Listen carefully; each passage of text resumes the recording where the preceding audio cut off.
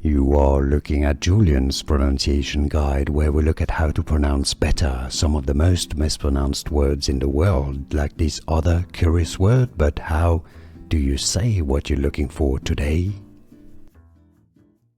Word pronunciation. Let's learn how to pronounce it in English. Both British and American English pronunciations are similar, so it's pretty straightforward once you know. Let's hear it.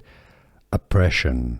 Yes, it's a schwa sound. It's a sound, not an O, so it's not oppression.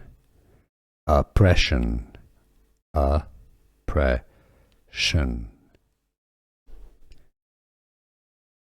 Word pronunciation. Let's learn how to pronounce it in English. Both British and American English pronunciations are similar, so it's pretty straightforward once you know. Let's hear it.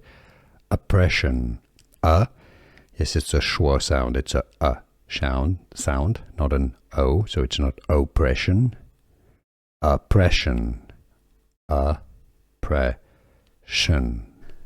Here are more videos on how to pronounce more confusing words and names too many mispronounced. Like this video if you found it useful. I appreciate your support. I'll see you soon and thanks for watching.